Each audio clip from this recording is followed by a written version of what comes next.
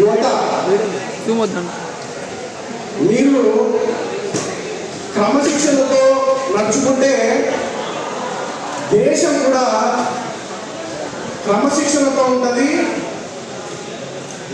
మన దేశం కూడా అభివృద్ధి చెందుతుంది. దానికి మీరే కారణం అవుతారు.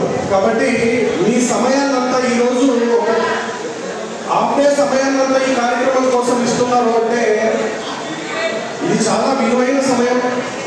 ఎంతో మంది పెద్దలు వక్తలు మరి విద్యారంగ సమస్యలు అంటే అవి మీ సమస్యలు. ఈరోజు కేంద్రంలో నీట్ పేపర్ లీకేజ్ వల్ల పరీక్షని రద్దు చేస్తారు. పరీక్షని రద్దు చేస్తే 27 లక్షల మంది విద్యార్థులు నీట్ ఎగ్జామ్ ని రాస్తే ఇప్పుడు మనందరం చూస్తూ ఉన్నాం. మొన్న ఐపీఎల్ అయిపోయింది కదా, ఐపీఎల్ అయిపోయింది కదా. మొన్న ఈ ఏజ్ గ్రూప్ లోనే ఒక తమ్ముడు ఉంటాడు, వైభవ్ సూర్యవంశీ అని. అవునా కాదా?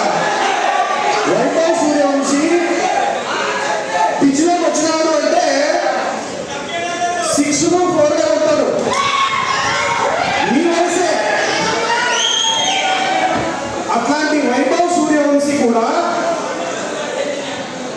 ఒక మ్యాచ్ లో 6-4 కొట్టి సెంచరీ చేసినాడు అంటే మొన్న జరిగింది ఇండియా శ్రీలంక మ్యాచ్ లో తక్కువ స్కోర్కే అవుట్ అయిపోయినాడు. అంటే నేను ఉదాహరణగా ఏం చెప్పదలుచుకుంటున్నానంటే ఈరోజు నీట్ రాసినటువంటి మీలాంటి విద్యార్థులందరూ కూడా ఎంతో చక్కగా రాసి మంచి ఫలితాలు వస్తాయని చెప్పి భవిష్యత్తు మీద భరోసాతో ఉంటారు. మరి అట్లాంటి వాళ్ళ ఆశని చిదిమేస్తూ మరి కేంద్ర ప్రభుత్వం చాలా విద్య మీద నిర్లక్ష్యంగా వ్యవహరించి మరి నీట్ పరీక్షలో పేపర్ లీకేజీలకు పాల్పడి మరి ఆ పరీక్షనే రద్దు చేస్తే ఎంతో మంది మీలాంటి విద్యార్థులు ఆత్మహత్యలు చేసుకున్నటువంటి పరిస్థితి ఉంది. మరి ఈ పరిస్థితి నుంచి దేశం బయటపడాలంటే ఏం చేయాలనేటువంటి ఆలోచనతో ఈరోజు కాంగ్రెస్ పార్టీ ఆధ్వర్యంలో విద్యార్థులతోనే ఈ కార్యక్రమం ఈ చర్చ పెడితే బాగుంటుంది అనేటువంటి ఉద్దేశంతో ఈ కార్యక్రమాన్ని ఏర్పాటు చేశారు. వాళ్ళ విలువైన సమయాన్ని మీకు ఇవ్వడం, మీ విలువైన సమయాన్ని వాళ్ళు తీసుకోవడం జరుగుతుంది. కాబట్టి మీరు క్రమశిక్షణతో ఈ కార్యక్రమాన్ని విజయవంతం చేయండి. ఎందుకంటే ఇది మీ భవిష్యత్తుకు సంబంధించినటువంటి విషయం. ప్రపంచ దేశాలన్నీ అభివృద్ధి చెందుతూ ఉంటే ఇండియా మాత్రం ఇంకా అభివృద్ధి చెందుతూనే ఉంది. ఎందుకంటే ఈ దేశంలో ఉన్నటువంటి యువత క్రమశిక్షణగా ఎప్పుడైతే ఉండగలుగుతారో, ఈ దేశంలో ఉన్నటువంటి యువత ఎప్పుడైతే బాధ్యతగా ఉండగలుగుతారో అప్పుడే ఈ దేశం అభివృద్ధి చెందుతుంది. మరి ఈ దేశం అభివృద్ధి చెందాలంటే విద్య ప్రముఖ పాత్ర పోషిస్తుంది. విద్య మరి చాలా ఇంపార్టెంట్. ప్రతి విద్యార్థి యొక్క హక్కు విద్య. ప్రతి విద్యార్థి, ప్రతి పౌరుని యొక్క హక్కు విద్య.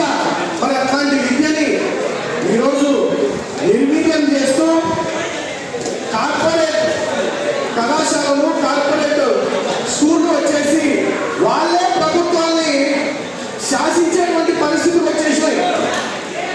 ఈరోజు కార్పొరేట్ విద్యా సంస్థలంతా నెలకొల్పేటువంటి వాళ్ళంతా మరి పాలిటిక్స్ లో వచ్చి పాలిటిక్స్ లో రాణిస్తూ మరి వాళ్ళంతా కేంద్ర రాష్ట్ర ప్రభుత్వాలు అత్యున్నతమైనటువంటి పదవులు అనుభవిస్తూ ఉన్నారు. కాబట్టి ఈరోజు విద్యకు చీడబట్టింది.